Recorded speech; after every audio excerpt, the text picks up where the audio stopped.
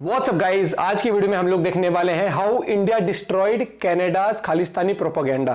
ठीक है, original video का लिंक डिस्क्रिप्शन में द शाम शर्मा शो की वीडियो है, बहुत अमेजिंग वीडियो होती है, आप और भी चेकआउट कर सकते हो इनकी। तो भैया आज काफी पोल खुलने वाली वीडियो के अंदर, चैनल पर नए हो तो प्लीज सब्सक्राइब, वीडियो कर दे लाइक। 1 2 3 गो। कुछ महीने पहले आपको याद होगा कि भारतीय एम्बेसीज पर खालिस्तानियों ने हमला किया था। Group of pro-Khalistani protesters in March attacked and damaged the Indian consulate in San Francisco. Democracy, the Indian consulate was attacked by Khalistani group. उसके बाद इन अटैक्स में जो कुछ खालिस्तानी इन्वॉल्व थे वो धीरे धीरे टपकने लगे। अब ये किसने किया? अब देखिए, ये राज भी उन्हीं के साथ चला गया। लेकिन इस हफ्ते कनाडा के राहुल गांधी, जस्टिन ट्रूडो ने कनाडा में खालिस्तानियों के एलिमिनेशन के पीछे भारत पर आरोप लगाया। उनकी कोशिश थी कि भारत की इंटरनेशनली बेइज्जती करते हैं, लेकिन क्या करें, ये ऊनो रिवर्स हो गया। भारत की बेइज्जती होने के बजाय भारत के लोगों में प्राइम मिनिस्टर मोदी की इमेज और भी स्ट्रांग हो गई और उल्टा इंटरनेशनली कनाडा की बेइज्जती हो गई। और अब हालत देखिए कि भारत अब डेवलप्ड देशों को मात दे रहा है डिप्लोमेटिकली। ये भारत की बढ़ती इंटरनेशनल स्टैचर को भी दिखाता है और भारत ने ये कैसे अचीव किया, आइए आज के वीडियो में जानते हैं। मजा आएगा आज शाम शर्मा।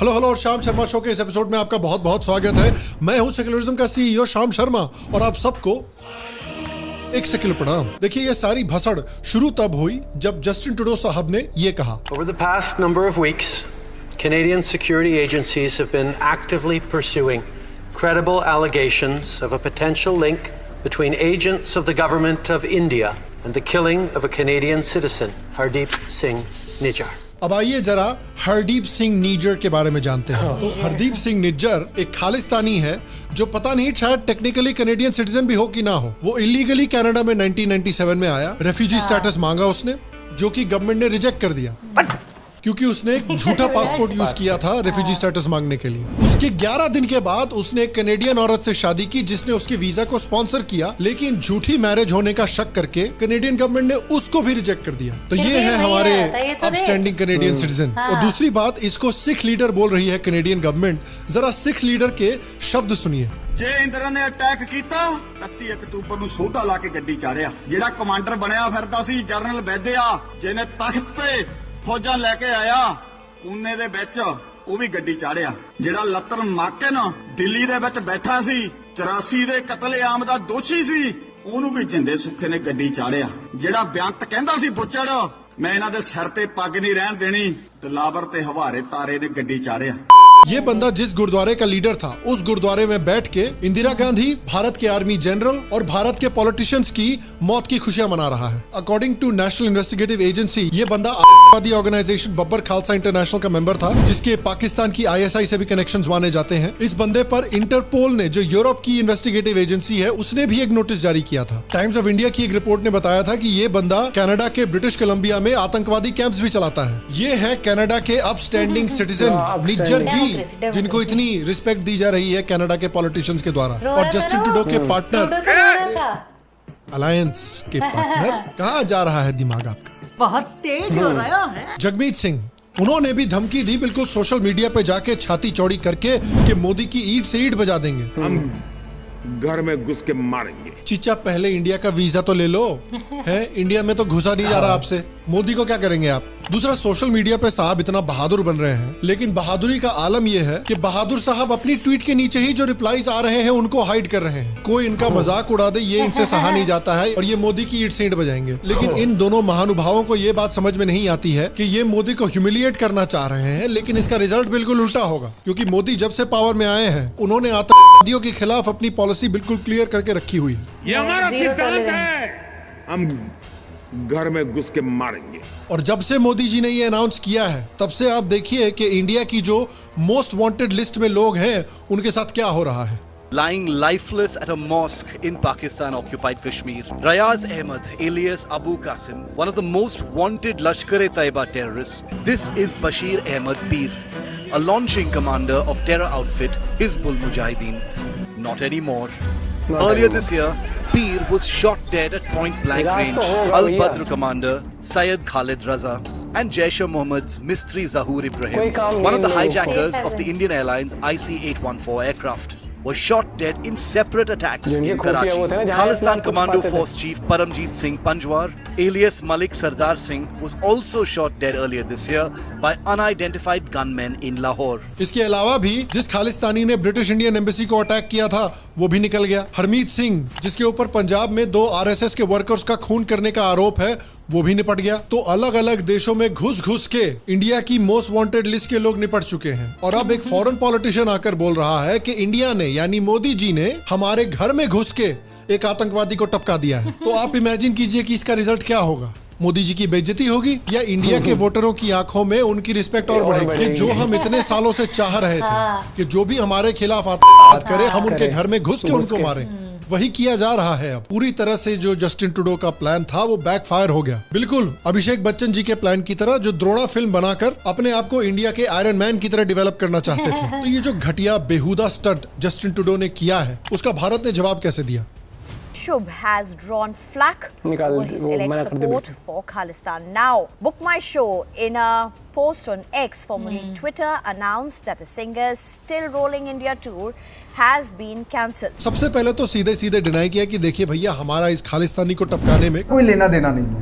उसके बाद कनाडा के एक टॉप डिप्लोमेट को लात मार के बाहर निकाला और उसके बाद कनाडा के हाई कमिश्नर को बुला के अच्छे से सुनाया भी। आप कनाडा के हाई कमिश्नर की रिएक्शन ही देख लीजिए। भैया मैं तो खुद बर्बाद हो गया साला। इसे तो 4 मिनट में इतना गुस्सा, पता नहीं क्या हुआ बंद दरवाजे के पीछे। Let's imagine. बहुत बड़ी बात है और वो फर्ज भैया अभी बाहर किसी को कुछ बताना मत। मैं भी किसी को कुछ नहीं बताऊंगा। मैंने तेरे कान के नीचे बचाया, समझे? बाल बाल सही बना। कंघी है तेरे जेब में, निकाल पिछवाड़े से। ठीक है, स्मार्ट बन, हंसते हुए चलेंगे बाहर। दोस्त है हम लोग, दोस्त। ओ या इमेजिन करो मैं तो जो कुछ समझा याद है ना। थोड़ी देर रोने के लिए माफी चाहते हैं, ठीक है? अच्छा जी, अच्छा जी, राम राम। अच्छा जी, राम राम। साहब वो मोर्चे का निकलो यहाँ से। और इतनी बेइज्जती अगर काफी नहीं थी ट्रूडो और उनके पार्टनर हरमीत सिंह के लिए, तो अभी तो इन्हें और जलील होना है। वॉशिंगटन पोस्ट ने एक रिपोर्ट निकाली जिसके मुताबिक कई महीनों से जस्टिन ट्रूडो हरदीप सिंह निज्जर की किलिंग की जो बात है वो इंटरनेशनली रिलीज करके इंडिया को ब्लेम करके इंडिया को ह्यूमिलिएट करने के बारे में सोच रहे थे। जस्टिन ट्रूडो कोशिश कर रहे थे कई हफ्तों से कि सारे G7 देश मिलके हरदीप सिंह निज्जर के बारे में एक जॉइंट स्टेटमेंट निकाले और इंडिया की इंटरनेशनल बेइज्जती करें। लेकिन हुआ क्या? उन्होंने लगभग मना कर दिया। G7 ने सीधे सीधे मना कर दिया। जब यूके के प्राइम मिनिस्टर से पूछा गया तो उन्होंने इग्नोर करके बोला कि भैया हम तो इंडिया से ट्रेड करते रहेंगे। बेसिकली सुनक ने कहा अपना काम कर रहा।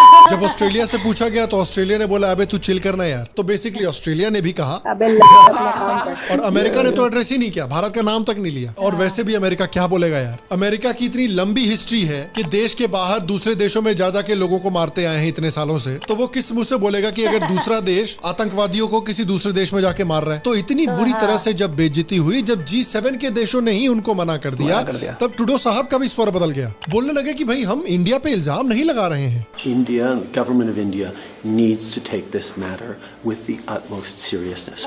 We are doing that. We are not looking to provoke or escalate. We are simply laying out the facts as we understand them. भाई ये कनाडा का प्रॉब्लम है, कनाडा का बंदा मारा गया, कनाडा में मारा गया है, कनाडा को हैंडल करना चाहिए, कनाडा को सीरियसली लेना चाहिए।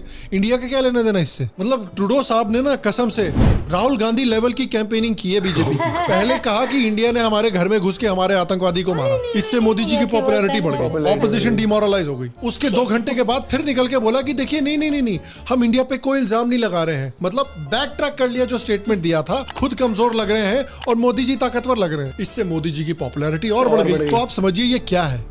ये कनाडा के लिए एक बहुत बड़ी फॉरेन पॉलिसी एम्बैरेसमेंट है और इंडिया के लिए एक बहुत बड़ी डिप्लोमेटिक जीत है। और ये जो थप्पड़ पड़ा ना जस्टिन ट्रूडो के मुंह पे, ये थप्पड़ बड़ा अच्छा है क्योंकि उसकी जो गवर्नमेंट है वो बहुत सालों से खालिस्तानी एक्सट्रीमिस्ट को अपीज करती हुई आ रही है। इनफैक्ट ट्रूडो के परिवार में ये खानदानी प्रॉब्लम है। ट्रूडो का जो फादर था पियर ट्रूडो, उसने 1982 में खालिस्तानी आतंकवादी तलविंदर सिंह परमार को भारत को एक्स्ट्राडाइट करने से मना कर दिया था। ये परमार जो है ये बब्बर खालसा आतंकवादी ऑर्गेनाइजेशन का लीडर था और ये वही परमार है जिसने 3 साल के बाद 1985 में एयर इंडिया की कनिष्क प्लेन की बॉम्बिंग की थी जिसमें 250 से ज्यादा मारे गए थे लोग, जिसमें मेजॉरिटी कैनेडियन सिटीजन्स थे। ये कनाडा का सबसे बड़ा टेरर अटैक था। अगर इसको 1982 में एक्स्ट्राडाइट कर दिया होता तो शायद ये आतंकवादी अटैक नहीं होता कभी भी। 2014 में जब ये नया प्राइम मिनिस्टर बन के आया था ट्रूडो, तब इसने लिबरल सिख कैंडिडेट्स को खालिस्तानी सिंपैथाइजर से रिप्लेस करना शुरू कर दिया था अपनी गवर्नमेंट में। Kashmir Dhaliwal.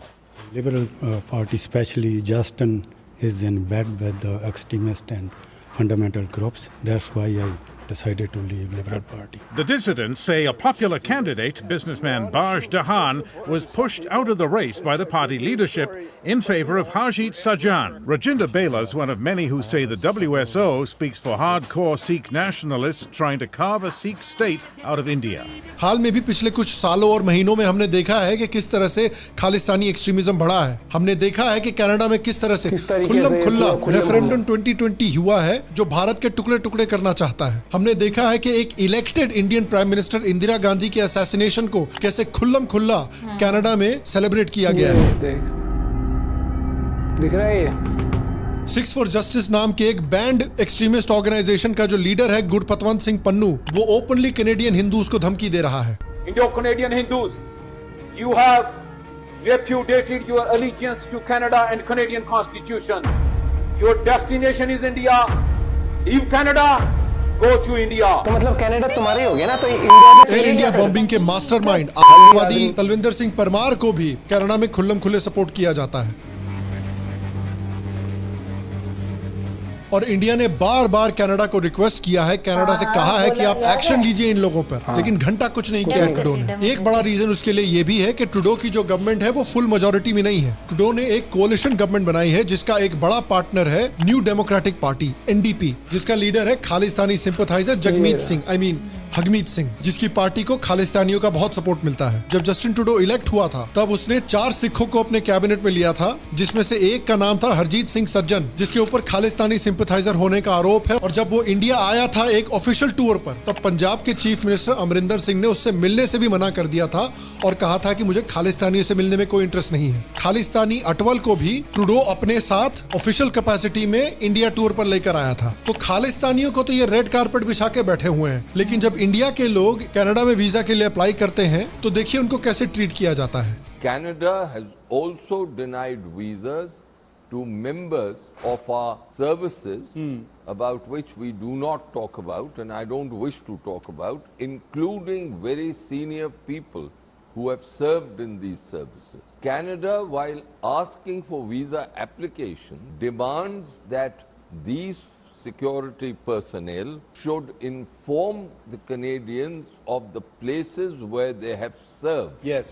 और इस देश की गवर्नमेंट की हिपोक्रेसी देखिए आप कि ये इंडिया की अलेजेड इंटरफेरेंस पे इतना हल्ला मचा रहे हैं, पाकिस्तान की तरह ही रा की साजिश चिल्ला रहे हैं। लेकिन कनाडा के ऑपोजिशन लीडर ने कहा कि जब चाइनीज इंटरफेरेंस हो रही थी कनाडा में, तब ट्रूडो का मुंह बंद हो रखा था। I do find it interesting that he knew about vast foreign interference by Beijing for many years at the same time as Beijing had kept 2 Canadian citizens hostage, and he said nothing and he did nothing. Just very interesting that was the approach he took in that case. इनको foreign interference से इतनी problem है, लेकिन Canada ने America के 2003 में Iraq के illegal invasion को बहुत सारा मिलिट्री सपोर्ट भी दिया था। तब कहाँ चला गया फॉरेन इंटरफेरेंस भैया? ये कहते हैं कि ये एक्स्ट्रा जुडिशियल किलिंग्स के खिलाफ है, लेकिन जब अमेरिका ने अल-कायदा के अल जवाहिरी को मारा था, वो भी एक एक्स्ट्रा जुडिशियल किलिंग थी जिसको ट्रूडो ने सपोर्ट किया था। तो एक एक्स्ट्रा जुडिशियल सही है, दूसरा एक्स्ट्रा जुडिशियल गलत है। कसम से अगर अल जवाहिरी ने ट्रूडो के लिए वोट किया होता ना, तो ये निकम्मा उसको भी सपोर्ट करा था।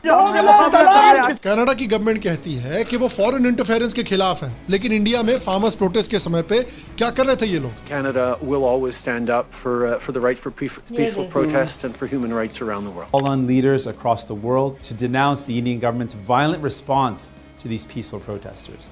And I stand in solidarity with farmers demanding justice and fairness. ये कहते हैं कि ये एक्स्ट्रा जुडिशियल किलिंग्स के खिलाफ है, लेकिन करीमा बलोच का आप केस याद कीजिए, जो कि एक पाकिस्तानी बलोच एक्टिविस्ट थी जो पाकिस्तानी आर्मी के खिलाफ आवाज उठाती थी, और पाकिस्तानी आर्मी किस तरह से बलोच एक्टिविस्ट को ट्रीट करती है और बलोचों को पाकिस्तान में दबा रही है, उसके बारे में आवाज उठाती थी। करीमा बलोच की भी अलेजिडली ISI ने एक्स्ट्रा जुडिशियल किलिंग की थी, कनाडा में ही। लेकिन उसके खिलाफ कनाडा ने क्या कहा कि भाई बड़े बड़े शहरों में छोटी मोटी मौतें हो जाती हैं। इतनी सारी हिपोक्रेसी जमा करके रखी हुई थी इन्होंने, सारी की सारी इंडिया पर ही निकाल दी। तो क्यों जस्टिन ट्रूडो की इतनी भड़ास निकल रही है इंडिया पर? देखिए बहुत सारे रीजन है। पहले तो यार G20 की मीटिंग में इनको बुलाया था, लेकिन हर एक इशू पर, हर एक टॉपिक पर कनाडा को साइडलाइन कर दिया गया। किसी भी बड़े अनाउंसमेंट का हिस्सा नहीं था ये बंदा। जैसे गांव में भैंसिया नहीं खो जाती है, फिर भटकती रहती है पूरे गांव में, उसी खोई हुई भैंसिया की तरह G20 की मीटिंग में भटक रहा था ये आदमी। दूसरी बात, कनाडा में अभी एक अनप्रेसिडेंटेड इकोनॉमिक क्राइसिस चल रही है। इसकी बुरी परफॉर्मेंस की वजह से इसके ऊपर ऑपोजिशन का बहुत सारा प्रेशर बना हुआ है, और इसका जो ऑपोजिशन का लीडर है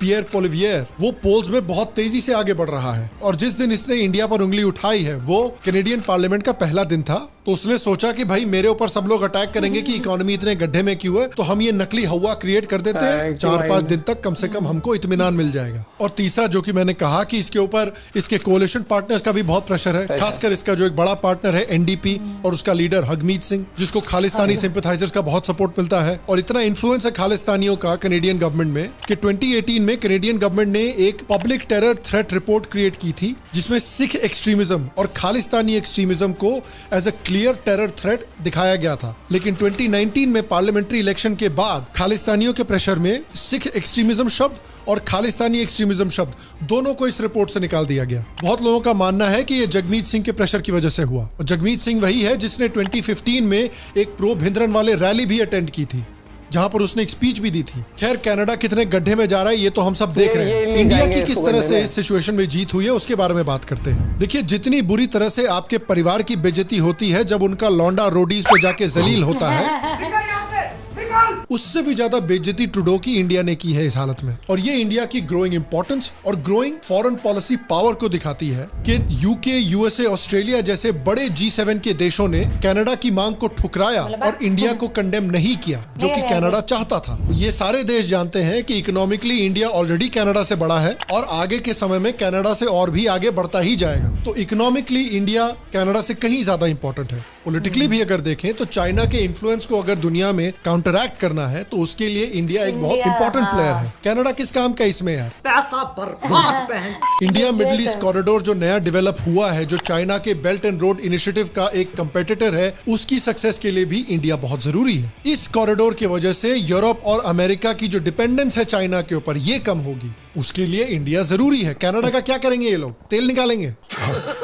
और इंडिया ने अपने आप को इस इंपॉर्टेंस की पोजीशन में अपने इकोनॉमिक ग्रोथ, पॉलिटिकल स्टेबिलिटी और बहुत स्मार्ट फॉरेन पॉलिसी की वजह से डाला है कि आज के समय में G7 के मेंबर्स एक डेवलप्ड कंट्री के बजाय इंडिया को सपोर्ट कर रहे हैं। ये जियोपॉलिटिक्स में एक बहुत बड़ी बात है और सारी डेवलपिंग कंट्रीज के लिए ये एक बड़ी अचीवमेंट है। और कनाडा और खालिस्तानियों के मुंह पे एक बहुत बड़ा थप्पड़ भी है। हंसदे चेहरिਆਂ ਦਾ मतलब ये नहीं ਹੁੰਦਾ कि उन्होंने कोई तकलीफ नहीं होती। और इंडिया को कनाडा में पल रही खालिस्तानी मूवमेंट से कैसे डील करना चाहिए? देखिए, सबसे पहले तो डिप्लोमेटिकली इससे डील करना चाहिए। जो इंडिया कर रहा है उसने बहुत कड़ा स्टेटमेंट भी दिया है कनाडा को। We have seen some comments, at least the media reports about comments by Prime Minister Trudeau. But let me make the larger point that the issue is not about freedom of expression, but its misuse for advocating violence, for propagating separatism, and for legitimizing terrorism. वो दूसरे देशों के साथ भी बहुत successfully counter Khalistani extremism programmes develop कर रहा है। यूके ने हाल में ही फंडिंग अनाउंस की है प्रो खालिस्तान एक्सट्रीमिज्म को टारगेट करने के लिए। आगे जाते हुए भी इंडिया अगर G7 कंट्रीज के साथ अच्छे रिलेशंस बनाकर रखेगा, उस रिलेशनशिप को लेवरेज करके भी इन देशों में खालिस्तानी एक्सट्रीमिज्म को टारगेट किया जा सकता है। और देखिए, मेन बात यह है कि खालिस्तानी आतंकवादियों के साथ और किसी भी आतंकवादी के साथ एक ही सुलूक होना चाहिए। हम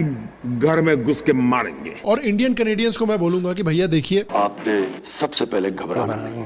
आप ट्रूडो के लिए वोट करते आए हैं, वो आपके मुंह पर ही थूक रहा है। जो लोग आपको मारना चाहते हैं उसको सपोर्ट कर रहा है। आपको सोचना है आगे जाते हुए कि आपके फ्यूचर के बारे में, आपकी जिंदगी के बारे में कौन सी पॉलिटिकल पार्टी को फिक्र है, ट्रूडो को या किसी दूसरी पॉलिटिकल पार्टी को। बाकी मैं आपसे पूछना चाहता हूँ कि ट्रूडो से और खालिस्तानी मेनेस से इंडिया को डील करने के लिए क्या स्टेप्स लेने चाहिए, क्या डिप्लोमेटिक कदम उठाने चाहिए? नीचे कमेंट सेक्शन में मुझे जरूर बताएं। बाकी अगर आप इंडियन फॉरेन पॉलिसी किस तरह से चेंज हुई है उसके बारे में वीडियो देखना चाहते हैं तो उस पर बहुत डिटेल वीडियो हमने यहाँ पर या यहाँ पर बनाया है, आप क्लिक करके देख सकते। बढ़िया वीडियो यार, अच्छे से, मतलब जो कहते हैं ना कि पूरी एक एक डिटेल में धुलाई में कहूंगा, धुलाई करने वाली बात बिल्कुल सही करिए। और भैया फ्रीडम ऑफ एक्सप्रेशन के नाम पे तुम सेपरेटिज्म फैला रहे हो कि इस देश से ये हिस्सा अलग करना है, करना वो करना। कल को कोई ट्रूडो को मान लो, ट्रूडो गाड़ी से उतरा को 4-5 मतलब गंदी गंदी गाली देके भाग जाए, तब बोलेगा ये नहीं डेमोक्रेसी है, फ्रीडम ऑफ स्पीच। इनका ख्वाब ये है कि एक अलग देश बना के खालिस्तान सो कॉल्ड, और उसमें मंत्री बन जाएंगे हम, और IMF जैसे ऑर्गेनाइजेशन से पैसा ले लेके अपना चलाएंगे। ये इतने अपने मगरमच्छ के आंसू भी बहा रहा है कि हाय हाय